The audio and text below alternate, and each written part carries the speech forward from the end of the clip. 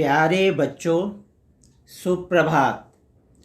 मैं राजेश कुमार बाल विद्यालय शक्ति नगर नंबर 1 से पुनः ऑनलाइन हिंदी की कक्षा में आप सबका स्वागत करता हूं। आशा है आप सब मन लगाकर पढ़ाई कर रहे होंगे एवं प्रसन्न चित्त होंगे। आज का प्रथम मंत्र है कि जब तक कोरोना खत्म नहीं होता या इसकी कोई औषधि नहीं आती तब तक हमें सावधानी बरतनी है। उसके लिए मास्क पहनना एवं 2 गज की दूरी आवश्यक है। समय समय पर हाथ धोते रहें। प्यारे बच्चों, स्वामी विवेकानंद जी ने सही कहा है, उठो, जागो और लक्ष्य प्राप्ति तक मत रुको। यदि आपको जीवन में सफल होना है तो चलना ही होगा। प्रकृति का नियम है, जो रुक गया उसका असफल होना या नष्ट होना तय है। ब्रह्मांड में लाखों गैलेक्सियां, खरबों तारे, अनगिनत ग्रह हैं, सभी गतिमान हैं।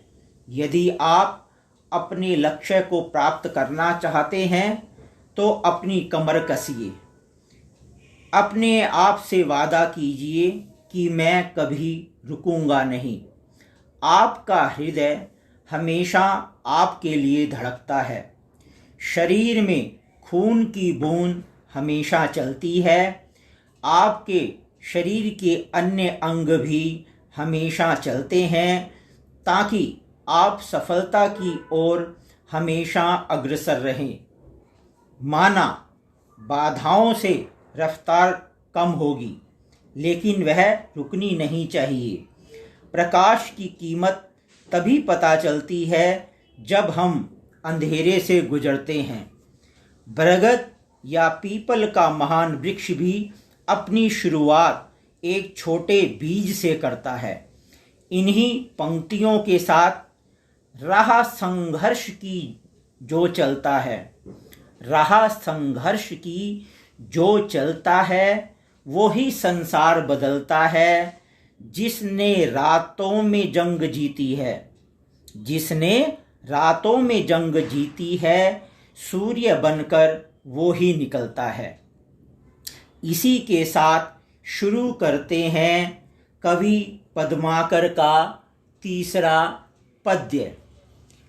प्यारे बच्चों, इससे पहली वीडियो में हमने पद्माकर कवि का जीवन परिचय पढ़ा था, उनके काव्य की विशेषताएं पढ़ी थी।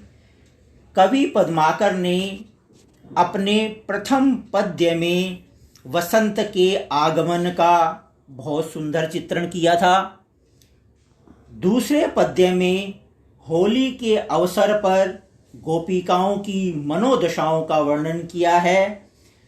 अब यह तीसरा पद्य है। कवि पद्माकर अपने तीसरे पद्य में वर्षा ऋतु में भौरों के गुंजार, मोरों के शोर और सावन के झूलों का स्वाभाविक चित्रण किया है। इस ऋतु में गुंजार करते भौरों के सारे वनों और बाग बगीचों में उड़ने का मनोरम दृश्य अभिमान, मान और प्राणों से भी प्यारा और मन भावन लागत है। इस ऋतु में नायक नायिका के मन में अपने प्रिय जनों के प्रति आकर्षण बढ़ जाता है। बादलों के आगमन के साथ चारों दिशाओं में मोरों की आवाजें बढ़ गई हैं। श्रावण मास में वर्षा के बीच झूला झूलना परस्परम प्रेम भाव को प्रकट करना अति सुहाना लगता है। इन्हीं भावों को कवि ने अपने तीसरे पद्य में वर्णित किया है। जो पहला पद्य तीसरा पद्य कह रहा है भोरन को गुंजन विहार वन कुंजन में, मंजुन मलारन को गावनो लागत है। कहे पदमाकर गुमानहु ते मानहु तई, प्राणहु तई प्यारो मन भावनो लगत है। मोरन को सोर घन घोर चहु ओरन, हिंडोलन को वृंद छवि छावनो लगत है। नेह सर सावन में मेह बर सावन में, सावन में झूलियो सुहावनो लागत है। प्यारे बच्चों, बहुत बार परीक्षा में इन पद्यों को पूछा जाता है और यह भी पूछा जाता है कि आप इस पद्य की सप्रसंग व्याख्या कीजिए। बच्चों, आपने सप्रसंग व्याख्या इस प्रकार करनी है कि प्रस्तुत पद्य आचार्य कवि पद्माकर द्वारा रचित है, जिसे हमारी पाठ्य पुस्तक अंतरा भाग 1 से लिया गया है। कवि ने इसमें ऋतुओं और त्योहारों का सुंदर चित्रण किया है। सावन ऋतु में झूला झूलने का चित्रात्मक वर्णन इस पद्य में है। यह सब बच्चों ने प्रसंग के रूप में लिखना होता है। उसके बाद इसकी आपने व्याख्या करनी होती है।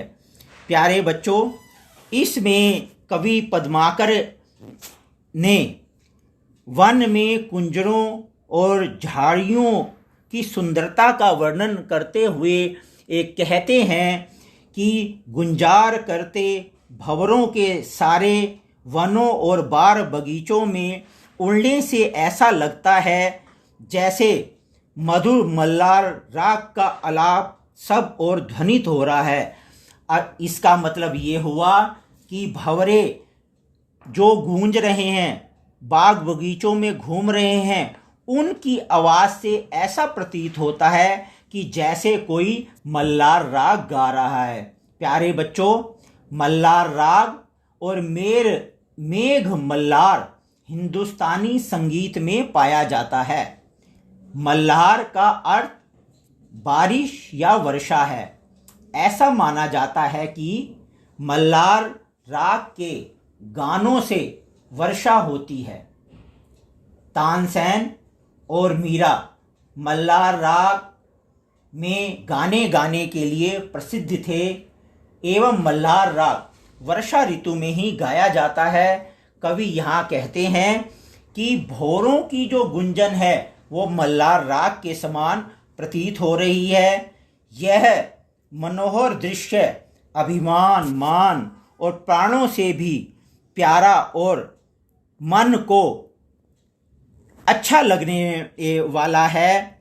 अर्थात इस वर्षा ऋतु में अपने अपने प्रियजनों से नाराज होकर झूठा मान और अभिमान करने वाली गोपियां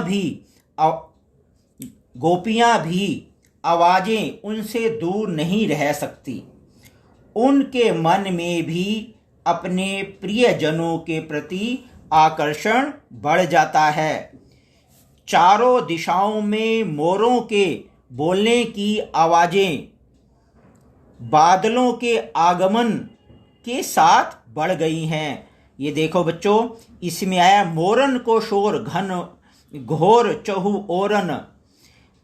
मोरों का जो शोर है वो चारों ओर हो रहा है। इसी पद्य की लाइन में कवि ने इस भाव को बताया है। और जगह जगह समूहों में झूलों पर झूलते अपार सौंदर्य से युक्त नर नारियां शोभा देते हैं। लाश की जो लाइनें हैं, नेह सर सावन में मेह बर सावन में, सावन में झूलियो सुहावनो लगत है। सावन के महीने में बरसते बादलों के बीच झूला झूलना और आपसी प्रेम के भावों को प्रकट करना बहुत अच्छा लगता है। आपको भी पता है कि बारिश हो रही हो, हम झूला झूल रहे हैं, आपस में प्रेम की बातें हो रही हैं, हर व्यक्ति को यह अच्छा लगता है। बच्चों, इसमें यदि हम विशेष देखें तो इसमें कवि ने वर्षा ऋतु के प्रभाव का नर नारियों पर क्या प्रभाव पड़ता है, इस चीज को प्रकट किया है।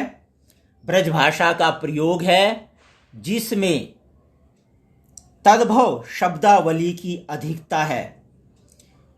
अनुप्रास और मानवीकरण अलंकार का प्रयोग किया है। बच्चों, जैसा कि पहले भी आपको बताया गया था कि जहाँ पर वर्णों की समानता होती है वहाँ पर अनुप्रास अलंकार होता है, और मानवीकरण अलंकार वहाँ पर होता है जहाँ पर जड़ प्रकृति में चेतनता का आरोप किया जाता है। जैसे पेड़ झूम झूम कर बातें कर रहे हैं, पहाड़ ने हंसते हुए गर्जना करते हुए कहा, इस प्रकार के प्रयोग जहाँ काव्यों में किए जाते हैं वहाँ पर मानवीकरण अलंकार का प्रयोग होता है।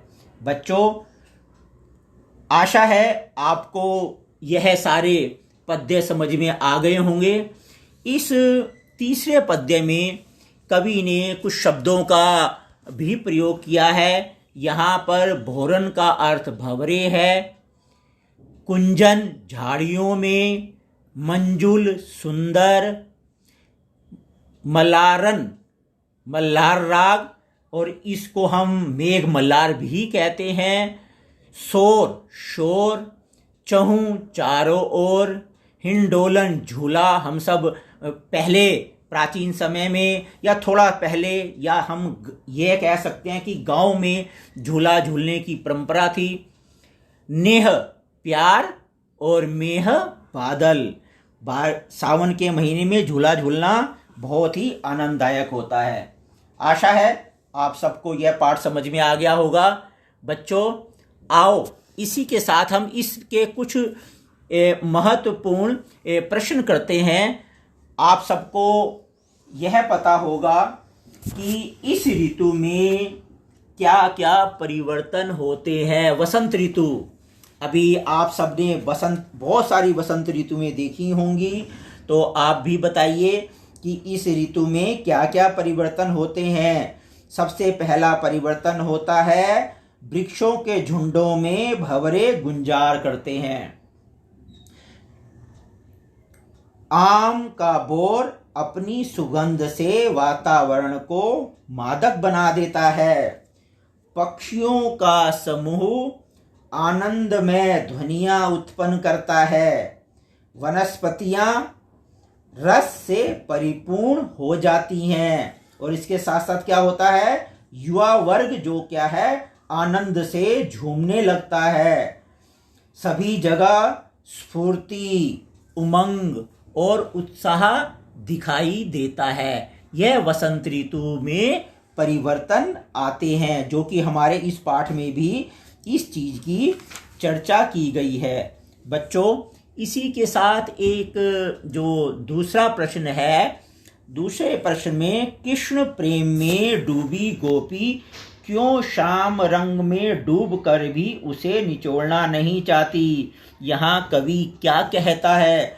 कवि कहता है कि होली के समय, अब आपको पता चल गया होगा होली का वर्ण कौन से पद्य में है, कि होली के समय होली तो सखियों ने खेल ली, लेकिन जब वह श्री कृष्ण की रूप माधुरी को जब उसने देखा तो उसका हृदय ऐसा प्रभावित हुआ कि वह स्वयं को उनके रंगों में रंगा हुआ अनुभव करती है। वह नहीं चाहती कि श्री कृष्ण के प्रेम का रंग कभी भी उसके चित्त से उतरे, इसलिए वह अपने चित्त को श्याम रंग में डूबा जाने के बाद कभी निचोड़ना नहीं चाहती। इसलिए कवि ने भी कहा है कि श्याम रंग उसके ऊपर पड़ा हुआ है, लेकिन वह अपने कपड़े निचोड़ना नहीं चाहती। यही यहाँ कविता का मुख्य भाव है कि वो अपना रंग क्यों नहीं निचोड़ना चाहती। बच्चों, इसके साथ एक और प्रश्न है कि तीसरे पद्य में, जो अभी पद्य हमने पढ़ा था, सावन ऋतु की किन विशेषताओं की ओर कवि ने ध्यान आकर्षित किया है, अर्थात सावन ऋतु की किन विशेषताओं को बताया है। अब देख, आप सबको पता होगा कि सावन ऋतु में क्या होता है। आकाश में काले काले बादल घिराते हैं, और उसके साथ साथ क्या है, भंवरे मस्ती में आवाजें करते हैं। भंवरों के बोलने की आवाज इतनी तेज होती है कि चारों दिशाओं में उनकी आवाज गूंजती है, और उनकी आवाज गूंजने से ऐसा प्रतीत होता है कि जैसे कोई मल्लार राग या मेघ मल्लार गा रहा है। और उसके साथ साथ कवि ने एक और इशारा किया है इस ओर, झूलों पर प्रेमी जन झूलते हैं, कि जो प्रेमी जन हैं वो झूलों पे झूल रहे हैं। और क्या है, माननीयों का मान भंग हो जाता है। जो नायिकाएं हैं वो जो नायक से रूठ गई हैं वो मान जाती हैं। तो सब तरफ प्रेम ही प्रेम बरसने लगता है।